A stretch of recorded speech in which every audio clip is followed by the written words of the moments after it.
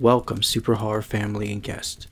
This is our second episode of True Encounters, and this series is quickly becoming my favorite. These stories for some are like secrets, because they don't want to be viewed as crazy. I of course treat every one of these stories, every one of these secrets, like something special, and especially enjoy being able to share these things with the rest of the Super Horror family.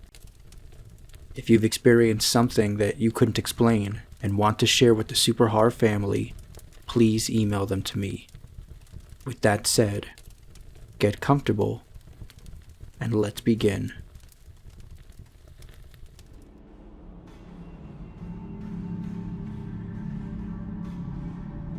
Hello, I love your channel. Some of my favorite videos are the true paranormal stories. Me and my family had some strange things happen in the house we used to live in, so I thought you might be able to use my story. Here it is. When I was 7, me and my family moved from a 2-family house in Frenchtown, New Jersey, to a beautiful 1800s farmhouse. It was my parents, baby brother, me, our 2 dogs, and 1 cat. Our house was at the end of the road. There were a couple more houses on it, and our landlady also lived on this road. The property was 10 acres and was surrounded by woods. I loved to ride my bike and run around the huge yard, but not long after moving in, things started getting weird. On the 2nd floor, there were the bedrooms and a full bathroom. One of the first strange things I remember was waking up in the early morning, sweating. I went to kick off my blankets to cool off, but they were tucked in around me, so I had to really pull to get them off. When I got up after a couple hours, I told my mom to please not tuck my blankets in like that. She said she didn't, and neither did my dad. This kept happening a few nights a week. Then one night I woke up again from being too hot and began kicking at the blankets and pulling them out from under the mattress. When I opened my eyes, I could see an old lady leaning over me. She looked nice, and for some reason I wasn't scared. I told my mom. She said I was probably dreaming. Some nights I would go and sleep in my parents' room. I was getting annoyed with the lady that kept tucking in my blankets. Then my parents started sleeping on the sofa downstairs in the living room. They told me to sleep in my own room. I guess they weren't concerned about the ghost lady. I thought that was strange they were sleeping downstairs, because their bed upstairs was much more comfortable than the old pull-out couch. So since they were downstairs, I would sometimes go sleep in their bed, even though they didn't want me in there. I did this so the lady wouldn't bother me. They didn't know I was sleeping in there. They thought I was still in my room. Sometimes, in their bedroom, I would wake up feeling very sick to my stomach, and would then go join them and sleep downstairs. One morning, I wake up in my parents' bed and roll over to my back and look out the window, like I always did when I woke up. Out of the corner of my eye, I see movement in the left side of the room. I look over and see a black mass growing out of the corner. It looked like a cloud, maybe made of tiny insects. It grew larger and slowly moved along the wall to the window. I was so terrified I couldn't move. I've never felt fear like that before or after this event. When it got to the window, it started to move towards me. Somehow I was able to get up and run. I ran to my mom and told her what happened. She looked very concerned and told me to not sleep in that room and to stay out of it. After that, we all slept together on the couch in the living room. The really strange thing is, for some reason, I really wanted to keep going back in that room, even after seeing that thing and waking up sick. I was scared I would see that thing again, but it wasn't enough to keep me out. I was drawn to it. I would bring my toys in there and sit on the bed and play. One time, I was playing with my cousin, and she was chasing me. I ran into that room. She followed me in and just stopped and looked around. She then said, "Let's just go back downstairs." I thought it was weird.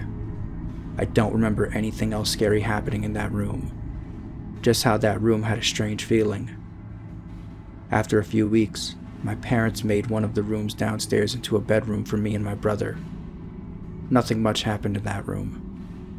Another creepy thing I remember happening in that farmhouse. Once, in the living room, one of my brother's toy trains moved across the hutch by itself, stopping right before falling off the edge.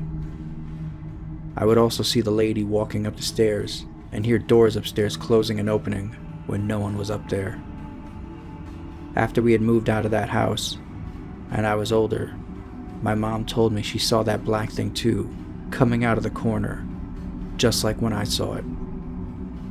My dad also eventually admitted to seeing it.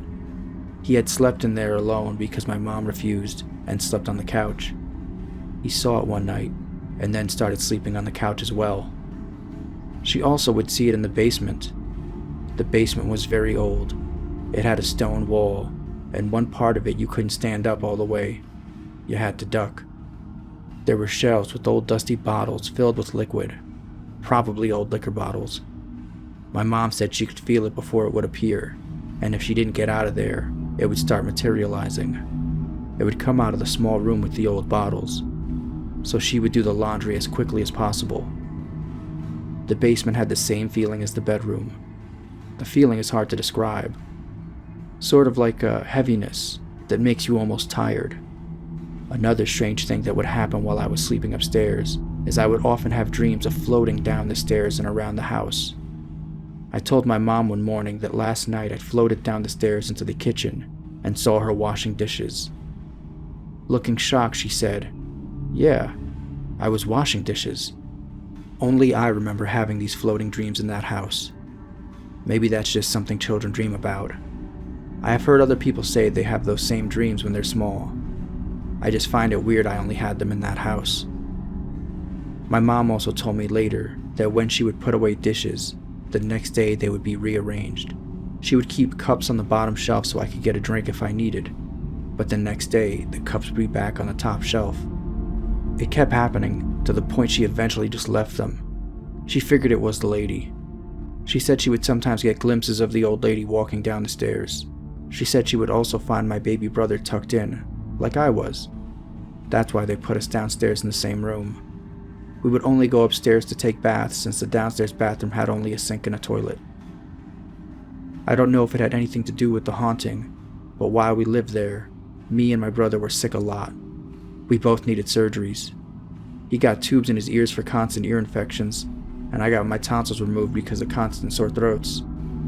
After moving out, we were not sick nearly as much, just normal colds and flus. Right before moving out, my mom told the landlady about the weird things we experienced. She figured the landlady would think she was nuts, but why not? The landlady didn't think my mom was nuts. Instead, she said, "Oh no, I didn't think it would bother you." Turns out her mother had died in that house. Her sons were offered to live there rent-free, but they refused, saying they didn't want their grandma watching them. She didn't know about the black mass we saw, but did say that for a few years there was a caretaker that took care of the house and land while it sat empty. He was a bitter man who was often drunk, so he was asked to leave. After being fired, he kept showing up on the property. He would be found passed out in one of the outbuildings or wandering around the property. Then he stopped showing up. No one knows what happened to him. The bottles in the basement were probably his. My mom thinks he could be the negative energy or the black mass that was in their bedroom and in the basement. When we moved to Pennsylvania, we moved into a newly built house. Nothing strange has happened in that house. Sometimes we drive down that dirt road to look at the old house. Last time we stopped by, there were people living there. I wonder if they've seen anything. I hope you can use this, and thanks again for the videos. Hello, Super Horror Show.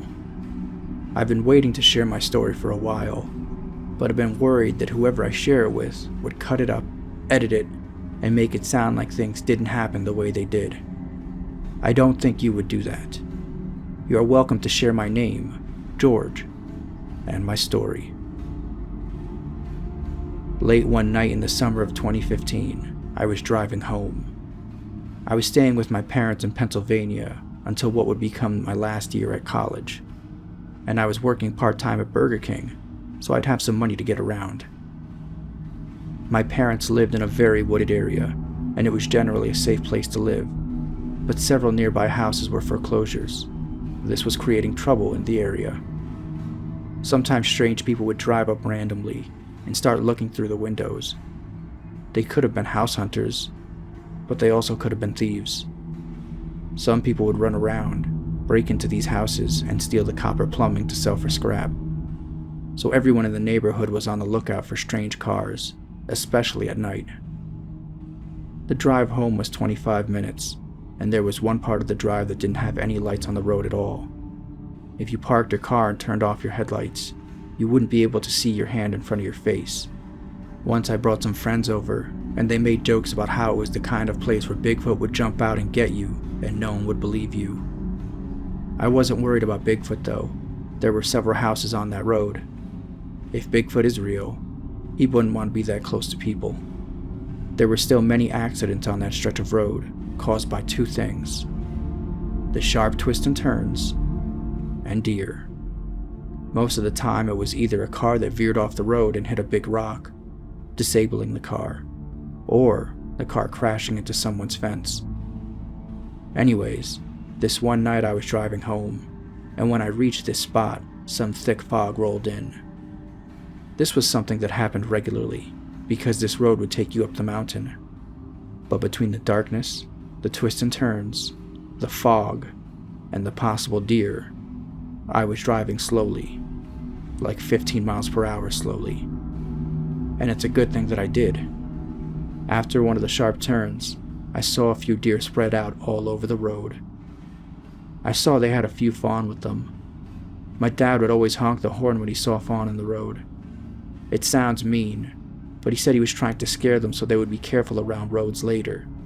So even as the deer moved, I honked the horn a little bit. They all moved except for one a little further down the road. It's like that deer didn't care. Now you don't want to try to speed past a deer. If you spook it, it might run right into the side of your car. So I play with the high beams, give the horn a honk, but it still doesn't seem to care at all. It just kept its head down, like it was eating something. I was only 11 minutes from my home, so I decided to just slowly move around it. As I started driving forward, the deer looks up and takes notice of me. Finally, I thought. So I waited again for the deer to move.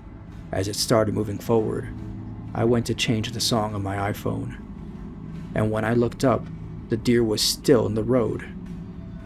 At first I was thinking, clearly no one honked at this deer when it was small. But when I looked, really looked at the deer, I noticed its body was wrong. Its body was stretched out, and its head would jerk around, like it had a twitch. It was maybe 50 feet away. I know having a long deer doesn't sound very scary, but if you were there, it's terrifying. The deer was able to, by itself, block the road, and because of how narrow and ridiculous this road is, pulling a U-turn was not an option.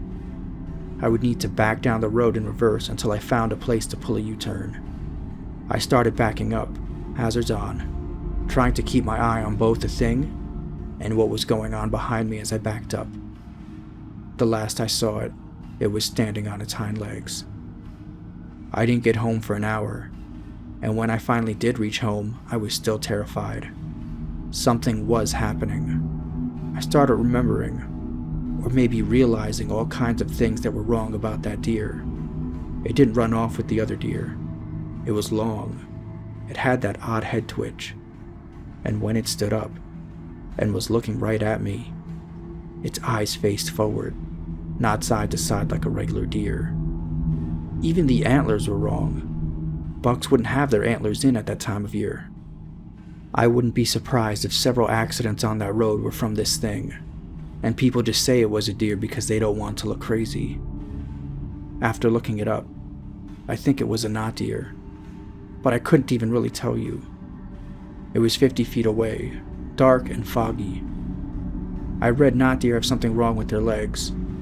I didn't notice it. But it's standing like that, looking at me. I know it wasn't a regular deer. I hope you can use this, and thanks for the great videos. George. That's it for today's accounts. Isn't it strange how in the first story, she was drawn to that scary thing, but in the second story, he didn't even fully identify what was bizarre about the creature and was ready to get out. And then, when he was safe at home, he was able to reflect on what he'd seen. I wonder what causes these variations. Maybe George being in a car when it happened lent itself to George driving away immediately?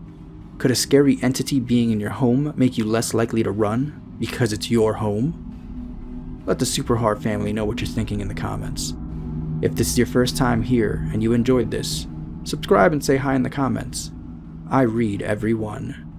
If you have a scary or unexplainable experience, please email it to me. And if you haven't seen the first episode of this series, check it out here. Until next time, you are important, so make sure you take good care of yourself.